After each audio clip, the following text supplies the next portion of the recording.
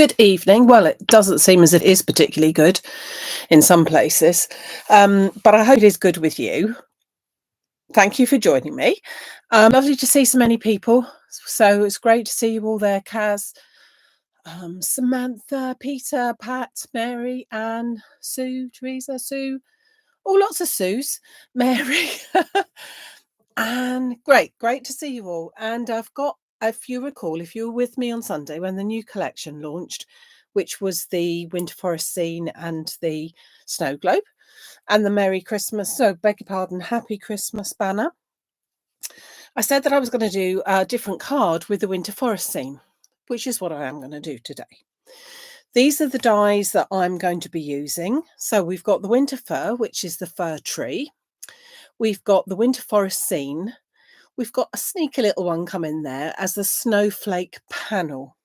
Now, the snowflake panel is a little die, and the people that came to my craft workshop at the weekend had that included in their pack, because when you come to one of my workshops or even online workshops, you always get a die or two, as they did this time, or an embossing folder or stamps or something. There's always something included, so it's always really good value when you come to any of our workshops.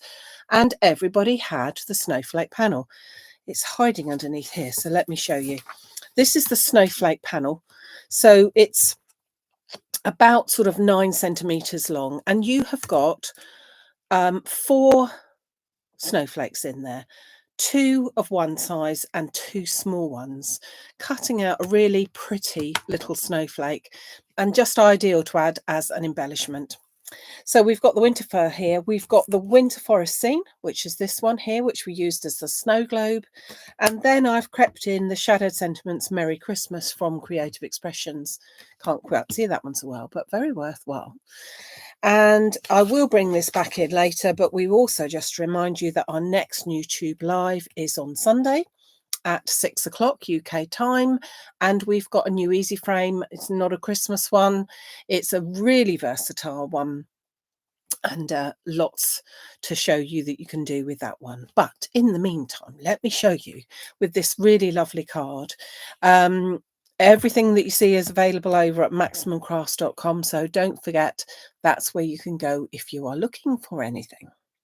So I'm going to be making a triple easel card. So I've got myself some bits and pieces here.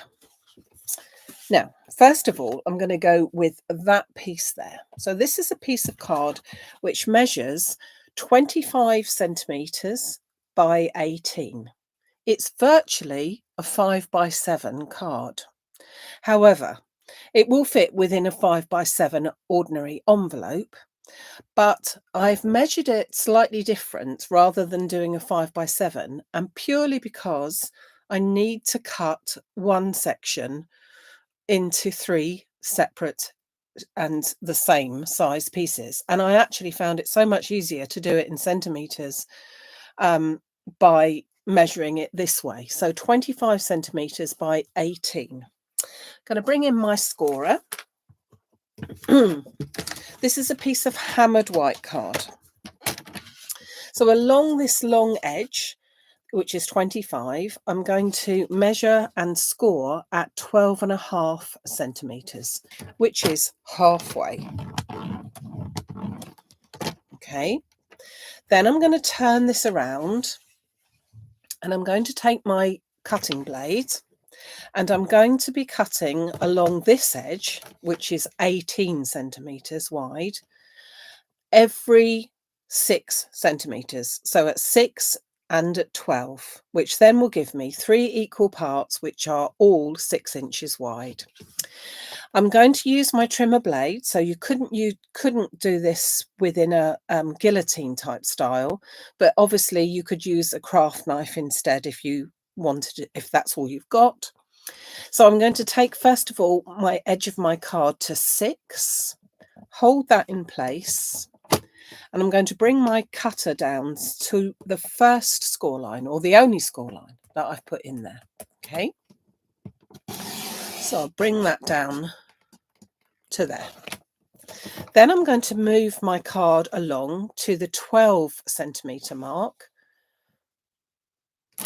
And I'm going to do exactly the same. Hold it in place, bring down my cutter so that it comes down to that first score line. So I've now got a card which just needs a bit of folding first. So I'm going to now use that score line and then just trim down here, burnish down here. So we've now got a triple piece. Now I'm going to open that up again, and I'm going to have to take my ruler or a straight line and my bone folder in order to do these score lines. So I'm going to score a line from the outer corner to this bottom corner. So I'm going to put my ruler in place, and I'm just going to score down there. Not sure if you can see that. Let's bring it up. Hopefully you can see that score line. Then I'm going to do exactly the same on all three pieces. So I'm going to take it from the outer corner to the center, and again outer corner to the center. So then, when I turn these back over again, I'm now going to crease along that score line and sharpen that edge by burnishing it, and the same with all of them, like that and like that, so that when we turn these over, we have now got a triple easel card. So all of those are going to be easels. So I'm just going to turn it over again, and I'm just going to re-burnish these edges so that keeps that nice and sharp. Now I want to do a little bit of decoration on my card, and I'm going to be cutting some triangles out to go onto here, and I'm only going to be putting them onto the top triangles. Okay, so I need 3 of them. So let's pop that to one side, and I've got 2 pieces of, it's actually steel, the card is, the colour is, so it's pearl foundation card and it's called steel. And then I've got 2 pieces of ordinary white card, which will be enough to make 4 complete triangles, but I only want 3. Now, there's something to point out here from me to you, and that is the reason why I've chosen these cards. Now, if you want to use like a mirror card or something like that, you just are going to have to think about which way round these triangles will go, because when I cut them out, I want to be able to put them in the right position without even thinking about it. And so if it's a one-sided card, if the pattern colour is only on one side, you're going to have to be thinking about it an awful lot more than if I use something like this, which has got no pattern, no difference from one side to the other. And that's why I've chosen to use the steel pearl card and also ordinary white, whereas this was actually from hammered white. So I have 2 pieces of steel card, and both of those pieces measure 11 centimetres by 5. And then I have 2 pieces of white card, and they measure 10 centimetres by 4. And then I'm going to get my trimmer and I'm going to put this into, there's my cutting line along here. So there's the cutting edge. So I'm going to put it so that the opposite corners are along that runner so that I can cut this diagonally.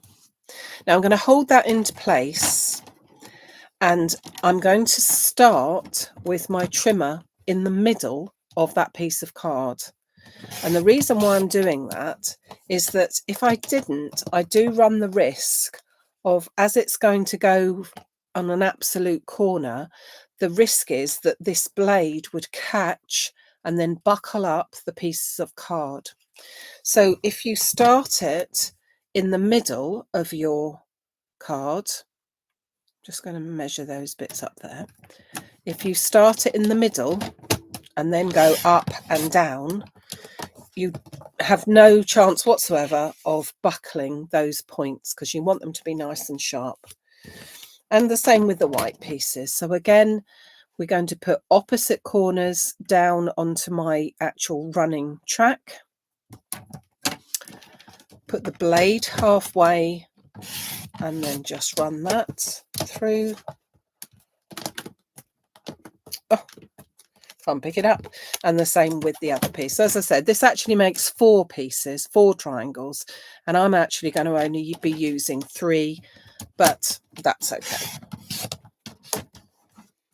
So there's all my pieces now cut out, plus one more piece, and that is a piece of the steel card again, which is 11.5 centimeters by 17, and a piece of white. And I've actually used the hammer card now, same as this piece is, and this piece is 11 by 16.5 centimeters.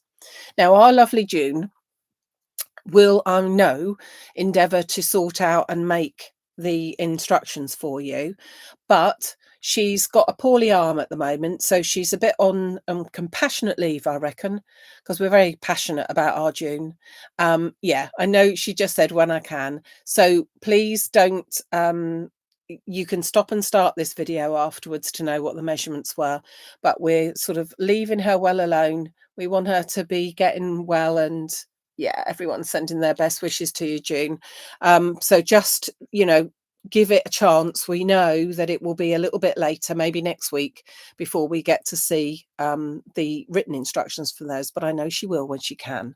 But as I said, as you go through this, you'll be able to quite happily stop and start the video so that you can get the measurements as I said them. So let's put this together. So when I'm going to open up all of these 3 pieces here, and I'm going to put my layer that I spoke about just now is going to go in the middle of my card, the inside.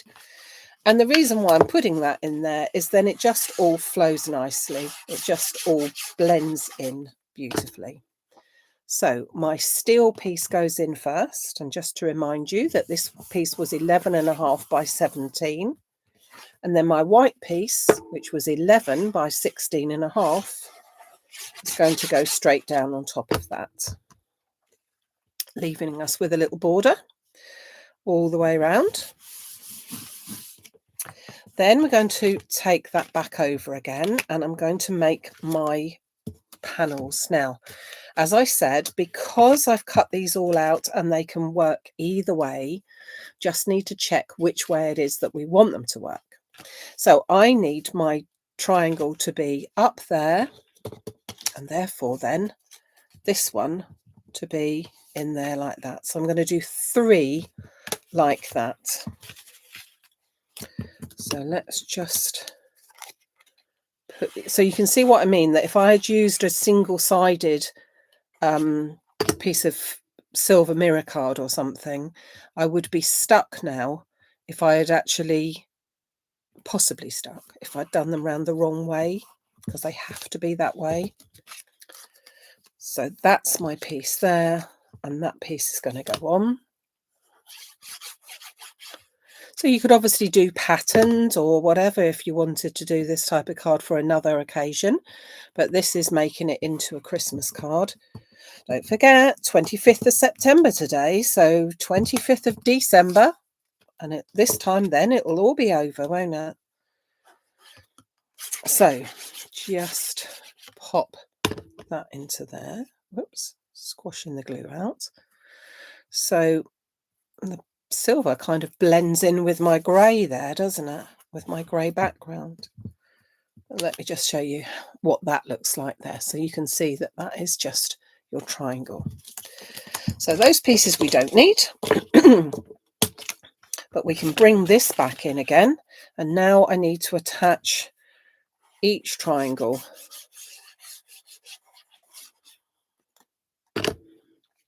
onto the top flap. Oh, sorry, move the card. Let's get that back in. So this is onto the top left-hand side of my piece there.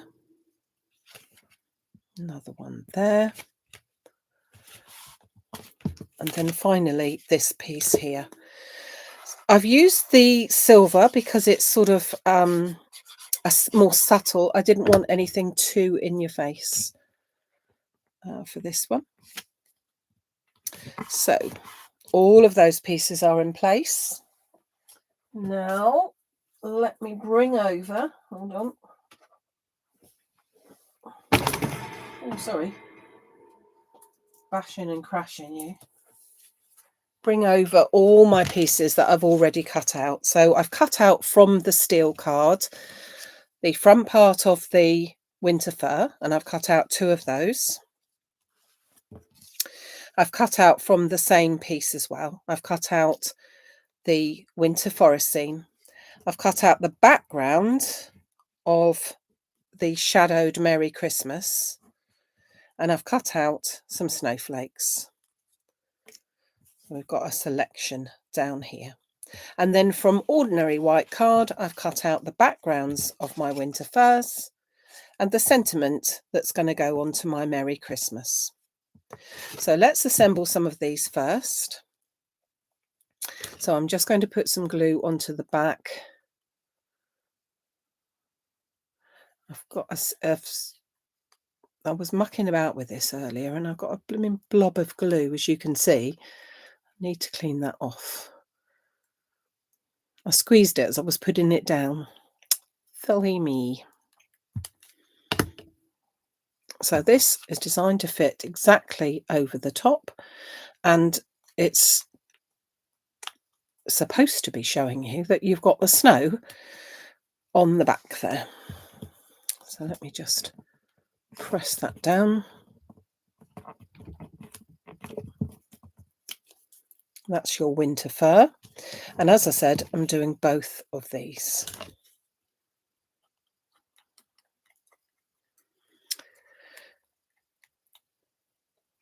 So let's just put that there.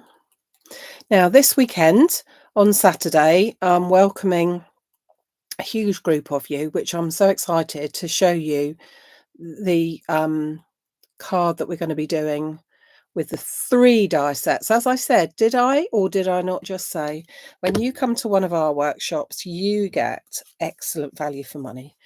For less than £20, albeit only a penny, you will get 3 die sets, or the people that have signed up to that workshop get 3 exclusive die sets to the workshop for you to keep and use on the day. And I cannot wait to show you the most beautiful card that we're going to be doing with them.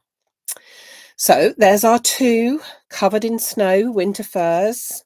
And then I just simply need to take this sentiment.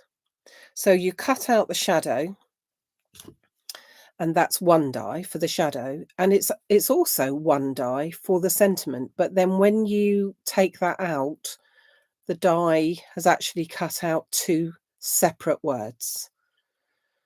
Obviously, the words could be used on their own, but in this case, we are going to be using them with the shadow as well. So it's a really versatile die. It came out in July. There's a few left if you are interested. I'll just pop that onto there. I'm going to grab my acrylic block just to press that down evenly. And then with the Merry, just take out those little bits that are sticking. Gosh, well, I'm sure many of you are crafters from a long time. And I was just thinking with something like this, can you remember and imagine how long it would have taken to cut out the word merry and it to be all so beautifully done like this? You just would lose the will to live, really, wouldn't you, if you were doing that? It's lovely to do some fussy cutting, as they call it sometimes, but really, the invention of the dies and the die cutting machine has completely revolutionised card making, hasn't it? And that one fits beautifully just onto there, like that. Press that down. So pretty. Love that font. Just a really pretty way of doing it. So here's all my elements, and we're just going to pop this card together. Do it that way around. So my first layer here onto this piece here is going to be my winter forest scene, and I'm going to layer it down so that it is only stuck onto this part, okay, just onto here. If you put glue all over it, all you end up doing is laying it down like that, which is not what we really want to achieve. So when I look at my pattern there, I'm really going to need to only put glue around the house, this corner, and along the long edge. So around the house, that corner, and all along that long edge. Pop a little bit there as well. So that's the only bit that we want to stay stuck. I'll grab that. Whoops. Just get even pressure on there.